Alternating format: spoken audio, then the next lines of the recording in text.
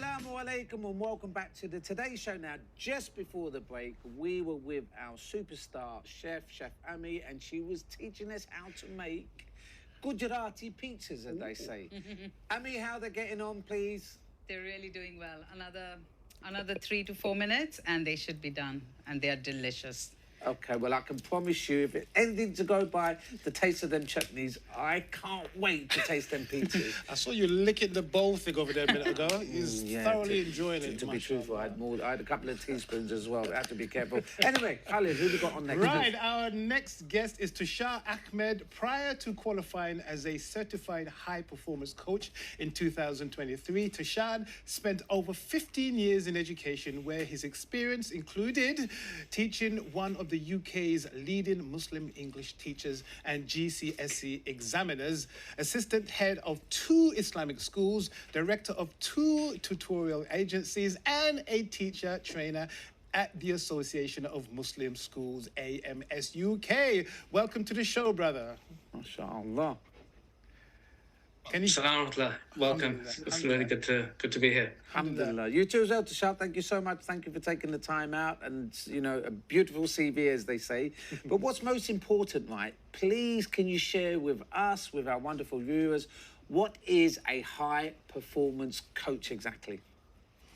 Yeah. Okay. So you might have heard of the term life coach, right? You probably heard of that. So it's another term for a life coach, someone who helps people work on different aspects of their life, their health, their career, their work. The difference with the way I do it is that I focus on something called Islamic time management. So I don't dilute the life coaching side in terms of helping my clients level up in their career, level up in their family life. But I also have a special focus with 99% of my clients are Muslims, are practicing Muslims. I help my clients have an Allah-first approach to life and put deen first. So that's the difference with what I do. MashaAllah. What exactly is it, and how does it differ from different systems that may do something similar? Okay. So in terms of time management is the science of getting things done. And it's really life management, how to organize your life, how to put first things first, how to prioritize. And it's very important. And if you think about Fortune 100 companies, you think about people who are wanting to get to that next stage of their careers, time management, productivity is very important. If you can improve your productivity, you can improve your promotion chances, etc. So Islamic time management is the same thing, except it's within an Islamic paradigm. It's within an Islamic framework. So for me, if I have a client, one of the first things I check is, well, how's your relationship with Allah? Are you putting Allah first? How comfortable are you in the deen? And if that's lacking, well, frankly, it doesn't matter if you're really successful in all these areas. If you're not worshipping Allah, if you're not praying 5 times a day, that's where we need to start with. Because as a Muslim, our ultimate objective to manage our time is that if we are to meet Allah Ta'ala, if we're to pass away at the end of this week or the end of this month, we want to answer to Him. And we know that the first thing we're going to be asked about after Iman is Salah, etc. So I help my clients through a professional means of coaching and productivity training and time management, make sure that they can systematically put Allah first and also balance their family life, because marriage and family life and health is all part of the deen as well. And they do all this without sacrificing their career. In fact, for example, a client of mine who just finished, he worked on his deen and he focused on improving his knowledge of the deen, his practice of the deen. And he reported to me just yesterday that his business doubled in revenue in the time he's worked with me, right? Even though he didn't work on it directly, that's the barakah effect of when you put Allah first. MashaAllah. This is so wonderful to hear that it's such a wonderful platform that you start with reminding the individual about the importance of managing his time around his Islamic duties as well. Alhamdulillah. It's beautiful, alhamdulillah. Now tell me, what made you want to become a coach, and especially a high-performance coach? Yes, that's a good question. And the nice thing about my journey is that I didn't know what a high performance coach was 5 years ago, right? So I kind of stumbled upon it. My background's in teaching and education. I kind of became an entrepreneur, like a tutorpreneur. So I went from full-time teaching to part-time teaching, and that enabled me to do things like, train teachers, run a tutoring agency. And then the funny thing is I started coaching, I started a book club for children. I was very passionate about helping children read and keep away from gaming all the time. I was an English teacher by trade. And then I realized that adults weren't reading, right? Parents would come to me and say, Tushar, can you help my kids read? And I'm like, well, are you reading? What's your reading habits like? Oh, we've not read for 20 years. Well, how do you expect your kids to read if you're not reading, right? And so then I realized I need to make a book club for adults. So I started teaching adults fiction. I was teaching Dickens. I was teaching some classics, and then I started teaching non-fiction. And I always had an interest in productivity and time management and success, and that slowly went into time management and time management courses. Then one of my mentors, I asked some of the shayukh. I've got a background in the Islamic sciences. I've studied the deen, and I asked one of my teachers, I'm at a pathway. I'm at a crossroads. I could either specialize in kids and helping kids keep away from video games and reading and tutoring, or I could focus on adults and focus on time management training. And he recommended, Allah bless him, time management training. He said that, well, kids and keeping them off video games, it's going to be a tough battle, but adults and time management training, that could be really, really beneficial. And alhamdulillah, it aligned with my own passion. I see a lot of effort with kids, and that's important, but I don't see much with adults. And for me, look, I'm 42. I see all my friends are a similar age, and we've still got plenty of life left. And if my passion is that if I can help people in my generation and my age, we're the ones who are running the world, running the communities, running the masjids. If we're performing at high levels, that's ultimately going to help our kids anyway. Mm-hmm. And so that's why I decided to focus on adults, and that's what got me into coaching. I think that's a great point, talking about adults reading, because I would imagine not a lot of adults are reading. I know that for a fact. I'm not reading anything at the moment in terms of books and literature. Now, in the last couple of years, we've seen like a growth in people who are life coaches, especially online, social media, what have you. What makes your particular service, because you mentioned that, of course, the first thing you talk about is making sure that their relationship with Allah is solid. How else do you use Islam to kind of improve people's time management and their confidence? That's a good question. So, for example, I have a system called the Vista Time Mastery System. And so this is my bespoke program, which helps clients go from overwhelmed and disorganized and struggling and behind in their goals to saving 10, 20 hours a week and making more progress in their life goals in weeks and months than they've done in years by themselves, right?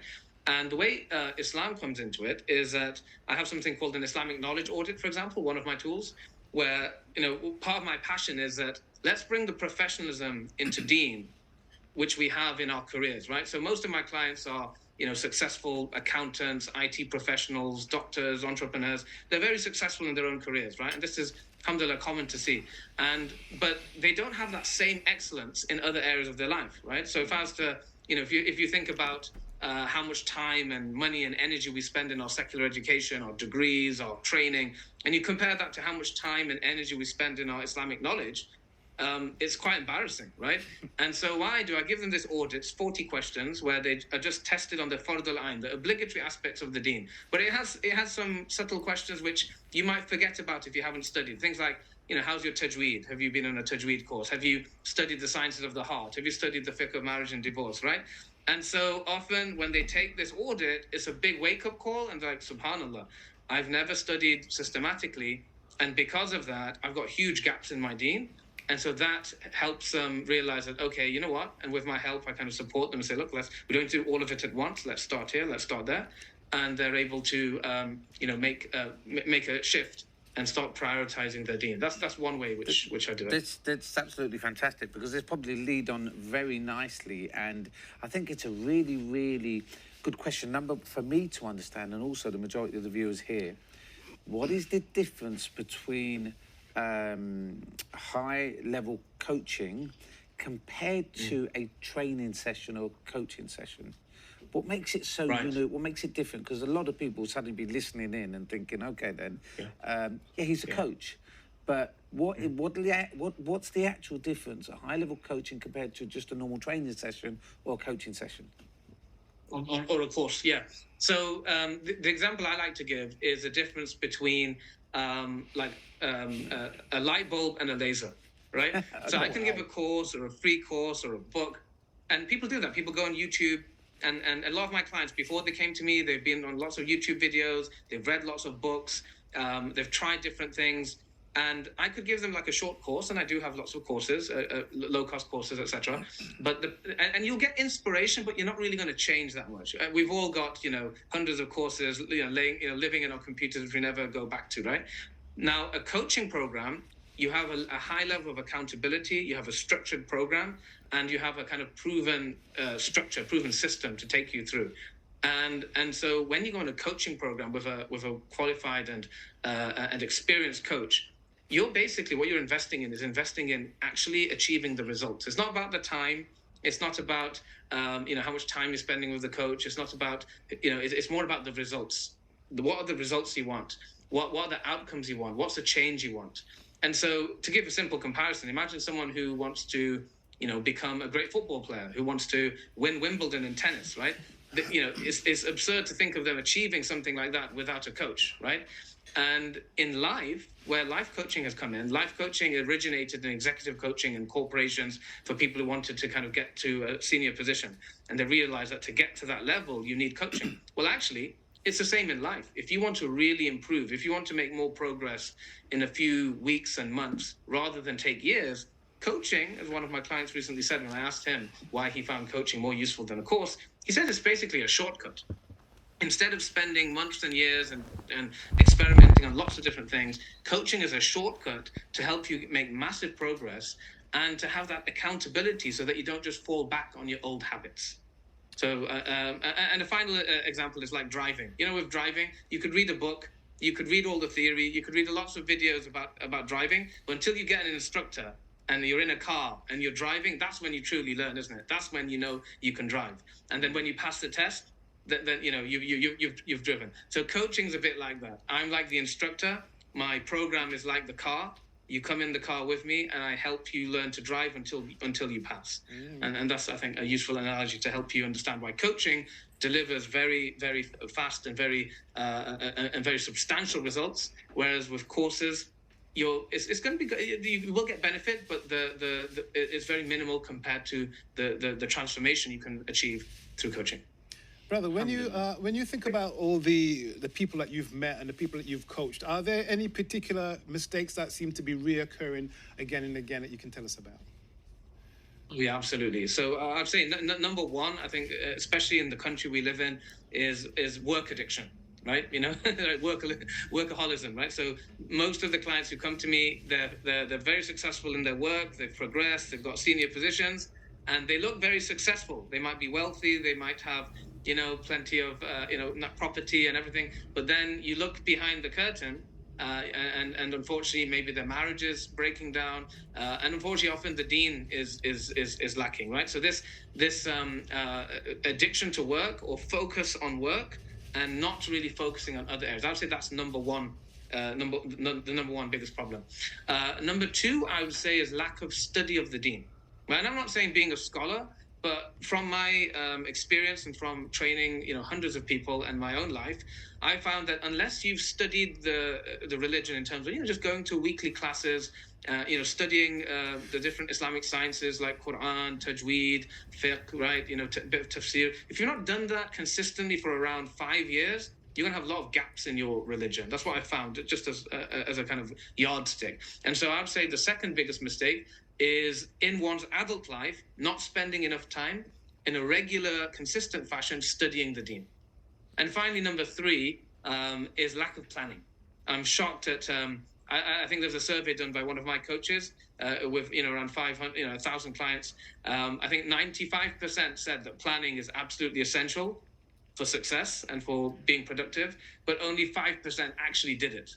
Right? This is a case of, as Brendan Burchard says, who I certified under, that common sense is not always common practice. Everyone knows it's better to plan, but they don't actually do it. So I'd say the third biggest mistake is a failure to plan, not just the day, but planning the week or planning the month, planning your quarters, planning your year, and even planning your life. MashaAllah, alhamdulillah. Tushar, alhamdulillah, jazakallah, that's absolutely wonderful. These golden nuggets that you've shared with us has certainly made me think of a lot of things that I need to prioritize and I need to organize and I need to plan as well. So most importantly, please can you share with us, how can people get in contact with you and learn more about your coaching that you deliver, please?